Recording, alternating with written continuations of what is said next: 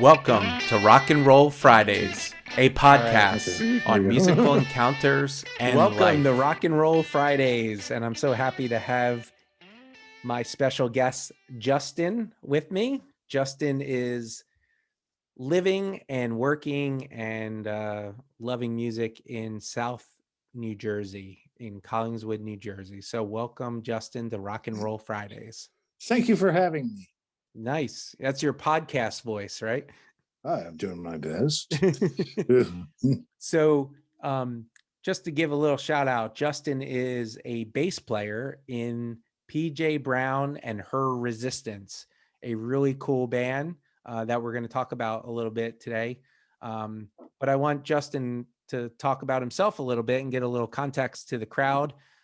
Justin, I don't know if you know this. I might have said it to you before at a party that we were at. The podcast is huge in Guatemala and France. Nice. Not so much in South Jersey or Philadelphia. So I'm trying to change that. So hopefully this conversation will help get me over the edge. But let the audience know a little bit about your musical background and what you're all about. Oh, okay. I am 47. I'm a husband and a father of a 9-year-old. I moved here 10 years ago from Philadelphia to not have to father in Philadelphia.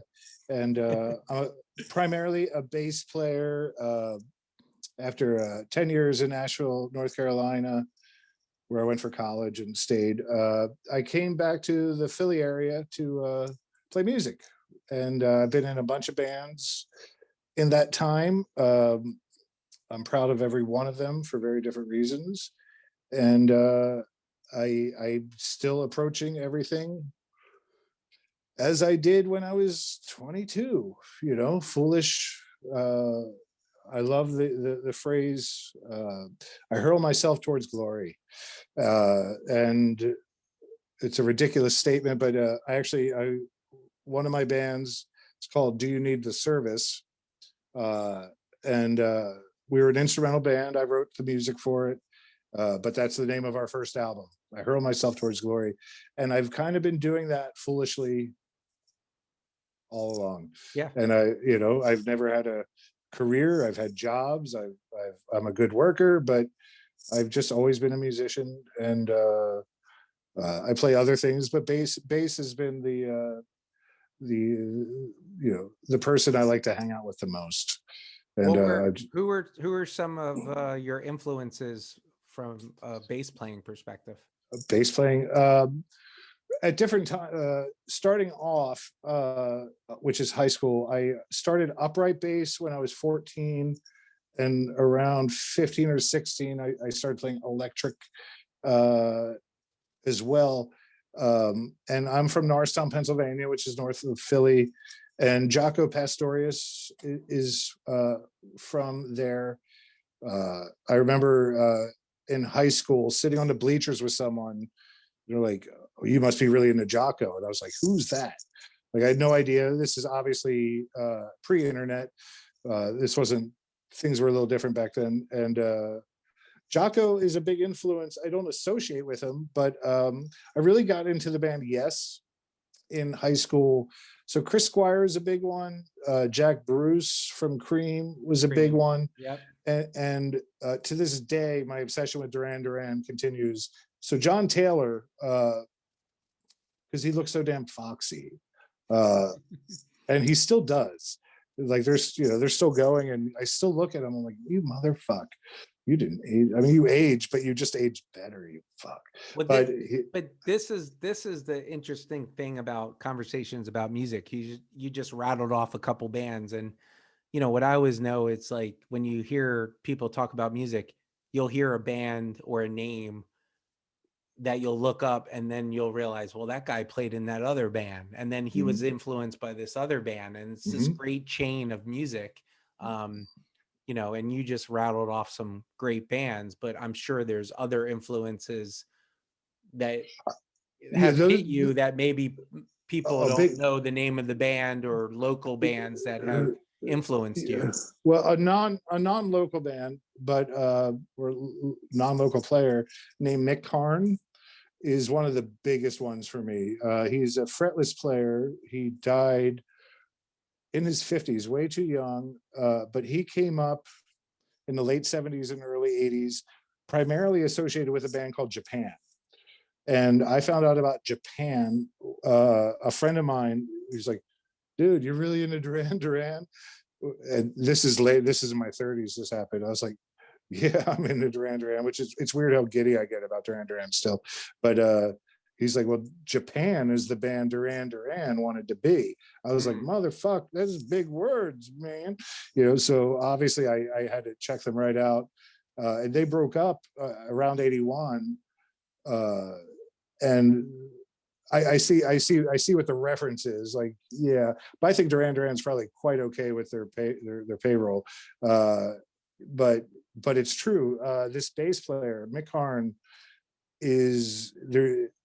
Most players associated with fretless get associated with Jocko, which is bullshit and it sucks. But not because Jocko's not great, but it's not that simple. Yeah. But Mick Harn was overlapping Jocko and in no way sounded like Jocko. They both had a very different approach to the same instrument. And he did a bunch of solo albums, but you know, listen to Tin Drum, the final Japan album, and you might not like the music. David Sylvain, the lead singer, his voice turns people sometimes. I get it, whatever. Just listen to the bass on Tin Drum, and you'll be like, motherfucker, I didn't know there was a player. He's a big one. There's a million big. As you age, which is great, you know, you encounter so much. James Jamerson from Motown. I'm not saying like I sound like any of these people. You just discover shit as you go. Yeah. I won't lie. I just wrote my buddies about this today. The song Plush by Stone Temple Pilots came on the radio, and like that's not a band like that song came out in '93. I was starting college at that point. That wasn't really, I was getting really deep into a jazz rabbit hole that would, it's not actually stopped, but I was the weirdo in college who was just obsessed with jazz more than anything. And so I remember the song, but I'm listening to the song and it's such a, you know, song Plush, you know. Yeah, absolutely. Yeah, it's such a perfectly written song. It's like every section of the song, it's like it's like Holy Grail by Monty Python, which is like, you know, every sketch is a perfect sketch. Yeah. If you look at that movie of sketches, each one is perfect. This song was written so well, but I was listening to Robert DeLeo, the bass player who wrote the song. I was just like, motherfucker, he's just such a great bass player, something I never noticed before. And that's the beauty of bass, like, because even as a bass player, obsessed with listening to bass. Yeah. Well, that song is so sonically powerful too. It's just, you can't not hear it. No, it's a chest punch of a song. There's a million hooks in it, but like chord structure wise, it's such a brilliant song. But I'd never like listened to the bass before, and right. I think as I progressed, like someone like Paul McCartney, like I missed as a child. My parents weren't really into the Beatles, but I knew the Beatles, you know. But like you realize what Paul McCartney is doing, you know, because the stuff can sit there as a bass player, because I think a lot of people forget that he's a bass player. He's one of the most important bass players of all time. I will say I would say him and James Jamerson, who is the Motown iconic. There's several Motown guys, but of the Funk Brothers, like My Girl, like, you know, the Supreme songs, those early Marvin Gaye, Stevie Wonder songs, like it's James Jamerson. You know, like the song What's Going On. If you picture that bass line, they couldn't find him.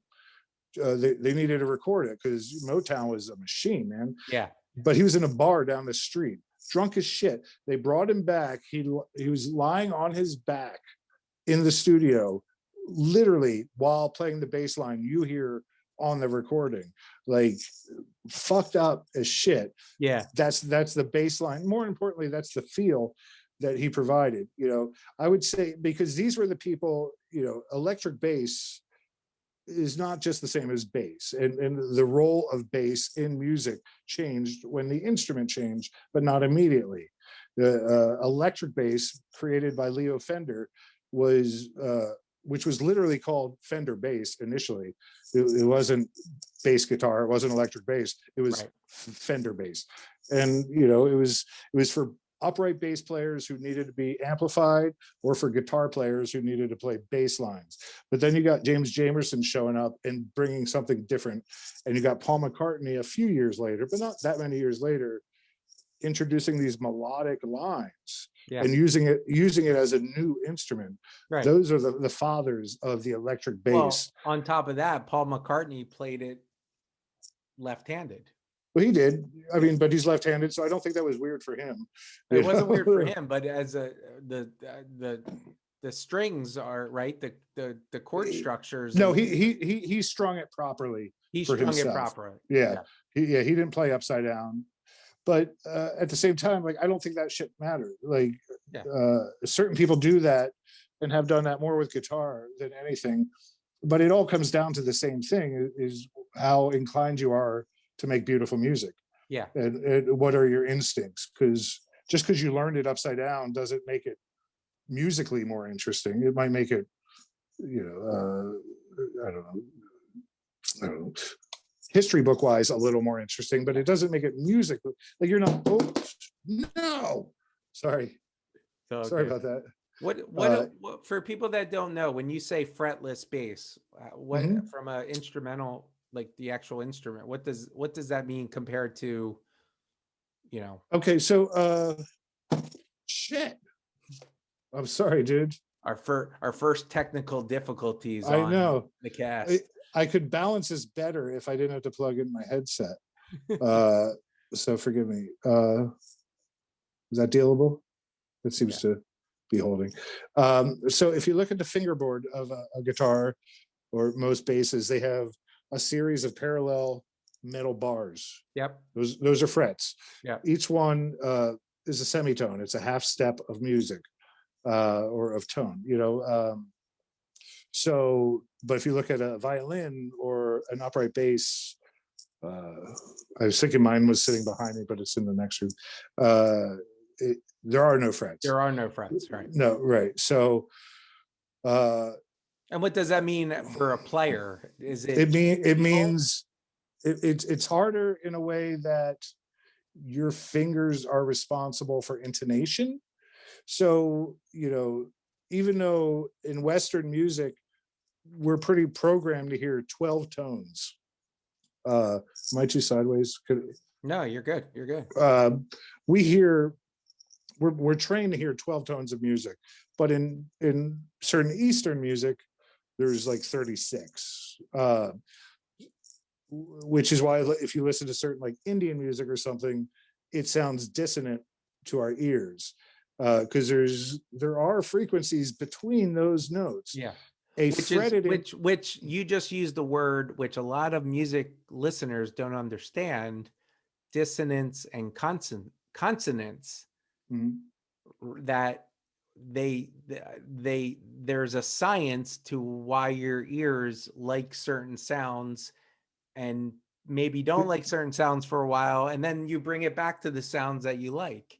It's conditioning, I believe. It's most even the Beatles are a Western. That's Western music, but if you listen to these notes, there are frequencies and notes in between notes that just sound weird to a lot of us, but not to other people. So with a fretless instrument, you can achieve all those notes, but with a fretted instrument, you can't. Not a standard fretted instrument. Now, and you can picture the bars I'm talking about on a fingerboard, right? Like, they're very parallel. Yeah. But now they have what they call fan frets, which as the neck goes up, the fret angle changes, which it doesn't really give you more notes, but there's a theory that, like on a, let's say the first note on the bottom string of a bass is an F. And on the top string, which is the G string, would be, a G sharp or an A flat, depending what key you're in. So there's a theory that a thick string wouldn't have the same intonation down here as the thinner string would up here. So how could the frets be parallel? So there's people who get a little crazy about that. Yeah. And then there's instruments that have been made where each string's frets are individual. So they're all at different intervals. You can get real crazy that way. But if you go fretless, you're relying on your intonation brought about by your fingers to make those notes sound good. And so it's harder that way. And to your earlier point about how people play or the intro, it's all about the sound. And I took a recording, a studio recording class one time. And it was interesting to me that the positioning of microphones in the studio, the positioning of the artists, the mood of the room, all these factors that go into recording play into the sound that you actually hear. And it made me, that class was a very eye-opener for me, made me realize when the Rolling Stones or the Beatles recorded, if a microphone was 10 feet farther away, would the sound be different? Like it's so interesting to think about these older recordings, I think, compared to more modern recordings where there's a lot more technology, but it's just a fascinating aspect of the sound at the end of the day. Oh, absolutely, freaking yeah. No, and like Abbey Road, where the majority of Beatles recordings were made, not all of them, but most of them, was a studio built for classical musicians. They were not, they embraced rock music or pop and rock musicians quickly after the Beatles, but they all wore lab coats, but they weren't ready for amplifiers or anything. But like, if you listen to the song Heroes by David Bowie, and it really works well if you listen to the album version, not the single version, like he's got 3 microphones in front of him at, let's say, a distance of a foot to 10 feet to 25 feet. And the first verse where he's not whispering, but it sounds intimate. Mm-hmm. The other 2 are gated so that you're not hearing them, and you're only hearing the first. And then like for the third verse, that one shuts off and the second one opens, and you start to hear room sound. And then when he goes big, that's the third microphone. So he's still singing, but the 3 microphones are in front of him, but you're getting like room sound, you're getting reflection. Yeah. And it's it's fascinating. And I'm sure there are things to be invented in the process, but I don't know how many more currently there are. And now that so much capacity has been delivered to the artist at home, which has destroyed the industry in a certain way. I had a buddy, my childhood friend. One of the reasons I am the musician I am is because of this guy. He ended up as chief engineer at Hit Factory in Manhattan. And I don't know, maybe 15 some years ago now, they closed, Hit Factory. First album recorded at Hit Factory was Songs in the Key of Life by Stevie Wonder. Oh, really? Wow. Oh, it's a profoundly significant recording studio, but I was like, what happened? Like, and they were just off Hell's Kitchen. I was like, what happened? He's like, home recording, man. Yeah. So now he's a professor of audio engineering at NYU. Which isn't a bad gig either. It's not. It's and he's loving it. And we've the band I was in before PJ Brown. We snuck up and recorded part of our final album up at the Clive Davis School of Music with him, which was even though like he and I were, I don't know, 14 when we met, it was an honor to work with. I mean, this guy, he's worked with Michael Jackson, he's worked with Janet Jackson, he's worked with Beyonce, he's he's worked with Elvis when the Elvis tapes came up from RCA in Kentucky for Elvis #1s with armed guards. He that first #1s album, because the Beatles did one, but the first one was Elvis, and he got to work on some of the original tapes, and I happened to be in Manhattan somewhere in that process, and we went to the listening room of Studio One, the iconic one. There's like music videos filmed in this studio, and he like pulled up the tapes of these Elvis recordings, which were 3-track, which at the time I didn't even realize 3-track was a thing, and he just like isolated Elvis's microphone, which was I can't remember a freaking song, a very iconic early Elvis song, but you realize he's chewing gum because you're just hearing his mic. You can hear the band, which was just bass and drums. You can hear the band and the other like bleeding, but like it was just him. And like at one point he said "fuck," like in the iconic recording, like, but it's buried so you don't hear it. But like he cursed at one point. I was like, but it was like a ghost sitting in your lap, and it was so real. Oh, it was like I said, it was in your lap, it was a cool experience to have. That's awesome. So the premise of the cast, as everyone knows, I'm sorry if I'm bleeding on here. No, your bleeding is great. So the premise is we're all people living in this world, and we have had the opportunity to meet famous people, whoever, everyone's got a story, right? So we would love to hear your Rock and Roll Fridays story on who you've met that really was like a wow factor for you. And can you tell us a story, Justin? I can. This is a twofer, sort of. It's not rock and roll as we discussed, but so it's Chet Atkins / Billy Ed Wheeler, who I'll explain, but I'll do this as quickly as I can, but it's a fun story, so I hope it's worth your time. So there used to be this thing called the Valley Forge Music Fair. Okay, so rotating stage, 2,000 people. When I was about 13 or 14, my father took me to see Emmylou Harris with Chet Atkins opening. And I was playing music at this point, so I was fully involved, and I vaguely knew who Chet Atkins was, and he came out and destroyed my brain. Like, just that's awesome. he would do this thing where he would just start playing a melody to an iconic, like it was all I don't know, like the national anthem or something, and then he was like, but then this happened, and he'd keep playing it, but then he'd start playing another melody simultaneously, and I'm like, what the fuck am I watching? Like, and I was just like torn apart. And Emmylou was amazing, no doubt, but like I was into this guy, like this virtuosic monster who at that point was probably in his early 70s, maybe, I don't know, that ballpark. But he's telling, and the country people love anecdotes, and he's telling a story.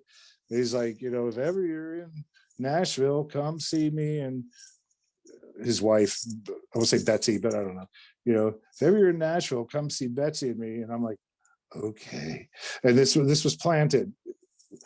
Flash forward to me being 17 or so, I decide to go to college in Asheville, North Carolina, where your brother lives. Yeah, my brother lives there.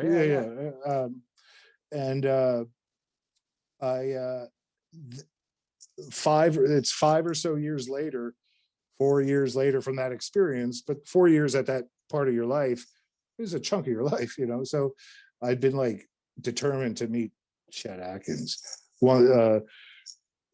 If just to make it more interesting to your Guatemalan, viewers, French. Well, if they don't know, Chet Atkins is one of the greatest guitar players of all time. Came up as a young man through a later version of the Carter family, when it was Mother Mabel and her daughters. Moved to Nashville, created the Nashville sound of the 60s, but always at the core of it for me was how insane he was on guitar. So anyway, so I end up in college in Asheville, North Carolina. So now I'm 18, flash forward to 19, flash forward to becoming an RA. I think my sophomore year. And when you're an RA in college, you have to go a few weeks early, train, blah, blah, blah. And I had found out that this guy named Billy Ed Wheeler, he is the person who wrote the song Coward of the County, which was a big Kenny Rogers song. He wrote the song called Jackson, which was a big Johnny Cash song. Cash, yeah.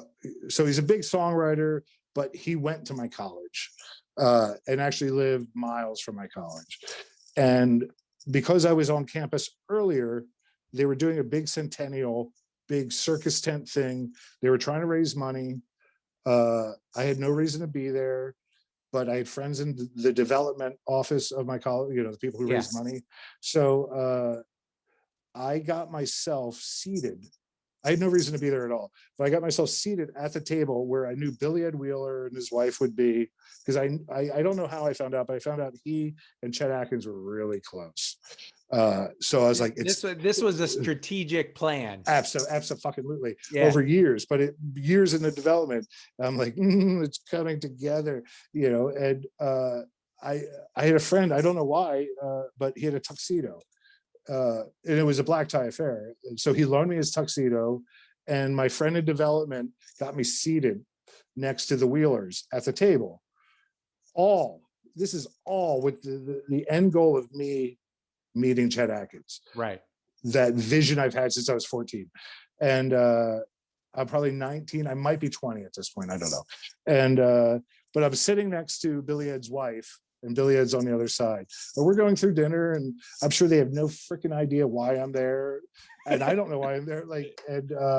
It's weird that a student of the school is even there. The students were serving food, mostly, but I'm sitting there in a freaking tuxedo, and I was just really candid with his wife. I was like, "Look, I have to be honest. This is all a ruse.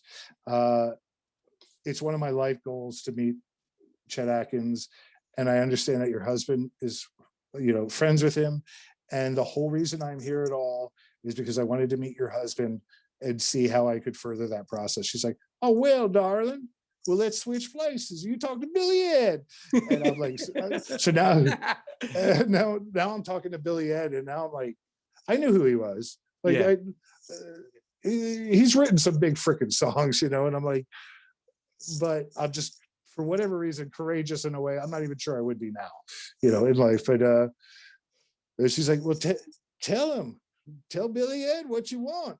And I was like, "Mr. Wheeler, I explained to him what I just explained to you." He's like, "Well, hell, on November 4th, this is probably August.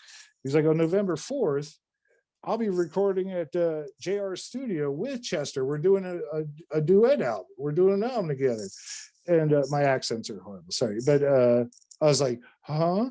And he's like, "Yeah, just come out to Nashville, November 4th. We're recording." I'm like, "Okay." and I did this in my mind, like, and step back, like I got what I wanted. And I'm sure at that point in time, Billy Ed never thought of me again, Yeah. And I'm sorry we have to keep restating this. This is way pre-internet shit. Yeah. So I was in a jazz guitar duo at this time, because I play guitar as well, but with my buddy John. We went by the name John and Justin. And he had this really beautiful green tacky Nissan Z, which had a little light that folded down on the dashboard that we're sure was a joint rolling light, because that's the only way we could figure out how to use it.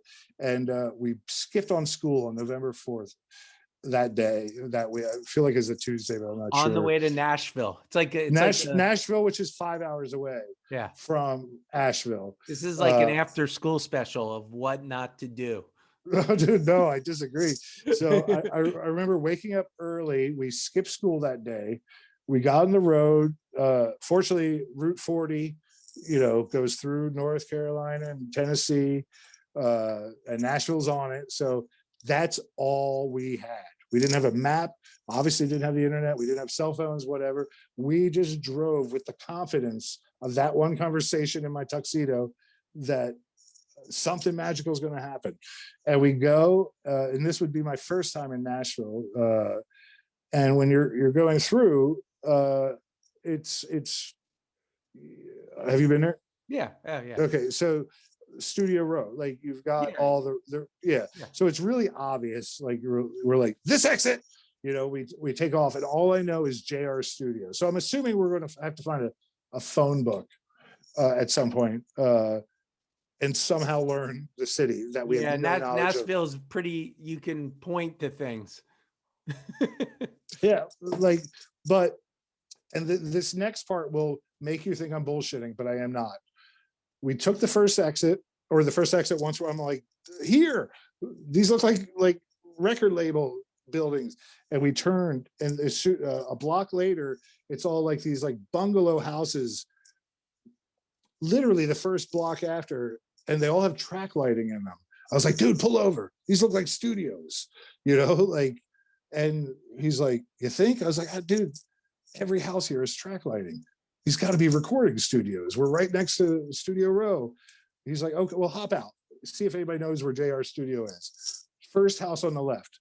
I hop out of the Z, which again is a really strangely sexy car, but really dated. And I go up and I knock on the door, and a guy opens the door. And he's like, yeah. I was like, hey, I was looking for JR Studio. And yeah. I was like, is this it? He's like, yeah. I was like, I'm looking for Billy Ed. He's like, well, come on in. Like, it was a studio. Like, I went to JR Studio to ask directions to JR Studio. We have no information coming at us. Like, this literally is how it went. And we went in. I'm like, I look back at my buddy. I'm like, you know, come on. He's calling us in, and we go in, and we're interrupting something. He's like, I was like, is Billy Ed here? You know, he's like, yeah, I'll walk you back. And we go back. It's a totally transformed old bungalow. And we go back, and he opens like, it looks like a closet door in the hallway. And it's a vocal booth. And Billy Ed's there. And he's like looking at, because he doesn't know what's going on. He looks at me, and I was like, hey, Billy Ed, it's me. You know, and he's like taking his headphones off. Clearly no fucking idea. No idea. No idea. You know, I was like, remember like the Centennial fundraiser, Barn Wilson College? He's like, yeah, like to the point where you're like, he still doesn't know who I am. Still doesn't know who I am. But then it comes together. He's like, oh, you wanted to meet Chester. I was like, yeah, a little bit. You know, like, again, this is years in the build up. He said, oh, you missed him. Chester already left. We did his thing today, and but he's gone. We're like, oh, okay. You know, and he's like, well, why don't you sit down and I'll play you what he recorded today. And he had done this thing on this album where they took a recording of Django Reinhardt, and Chet and he dueled. Obviously Django Reinhardt was long dead by that point, but he did a duet posthumously with Django Reinhardt, and which is mind-blowing. And just to be played that in the studio while like the notes are still on the walls, he had just recorded it, like awesome. That was enough. Like, we would have kind of gone home then, yeah, and been stoked. And he could see how disappointed we were. He's like, well, look, I'm about done. And Billy Ed had a Nashville apartment, and he's like, come back to my place, let's see what happens. And we went back, and I was, maybe John wasn't, but I was totally under 21. He's like, you boys want a beer? I was like, well, you don't say no to that at probably any age, but you know. And I'm sitting there, we're both sitting on this couch, and we're waiting, and I like look behind me, and it's the gold record of Kenny Rogers' Coward of the County, which Billy Ed wrote. I don't know if you know that song. It was a big hit for Kenny Rogers. But he's like, you boys want to tour the Gibson factory? And we're like, yeah.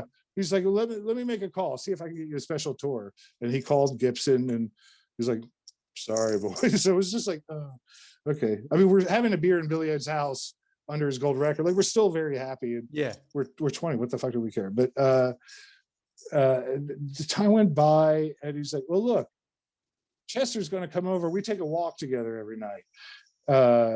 He sent us away for a while, but he's like, come back by this point. And we didn't go far because we don't know Nashville at all. We came back and he was coming down and we're standing outside, and around the corner comes Chet Atkins, almost out of the bushes, it felt like, just to meet up with Billy Ed. And like, it kind of caught us off guard, even though, I mean, we knew why we were there, but it caught us off guard. And we're just like, and he came up and he's a gentleman, you know, and, but we couldn't talk. Neither of us could talk. Like, we were just frozen, you know, and Billy is like looking at us, and he looks at Chet. He's like, boy, say hello to Chet. And we're like, hello, Mr. Atkins. Like, we were just like, we couldn't fucking talk. I wouldn't say what we had was a conversation. We stood with each other gawking for 10 minutes. Mark O'Connor, who's a famous fiddler, his girlfriend, now wife, was there too. She walked Chet over. But the five of us are just standing there and in the presence of greatness, you know. Yeah. And he signed some stuff, and I think they gave us a recording. I think Billy Ed gave us a recording of that Django thing, which I'm sure is long gone because there weren't even CDs yet, right? No, there were no CDs yet. Yeah, there were CDs, but something.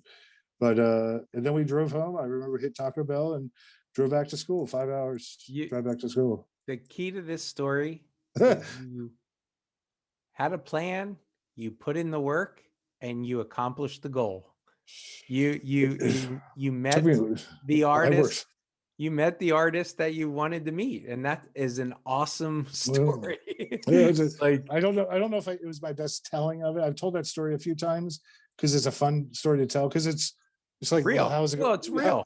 How's it going to end? But like I worked years on it. Like, it's, you know, I borrowed a fucking tuxedo and snuck into a black tie affair that I had no right to be at, to sit with this guy who I knew as friends. But there's like, it was, I manufactured the thing. I didn't play guitar with him. You manufactured class to get closer to your goal.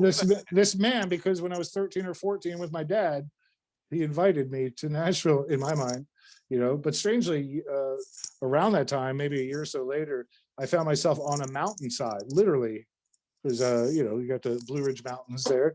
I sat on a mountainside with Billy Ed Wheeler, the two of us with guitars, and we just played songs together, no one else around. That came later, but yeah, I don't know if that's the story, because I have a list of stories, but I didn't know what you'd pick. No, I'm glad you picked that one, but no, I hope that was worth your time. That is super cool. And you know, I think hey, I just want to thank you for that story. Also educating us on the bass. I mean, just talking a little bit about the instrument and the bass, and we would love to have you back for another story. So thank you so much, Justin. I would be happy to do it anytime. Awesome. Rock and Roll Fridays. Yeah, man. Let me know when this is going up. Awesome.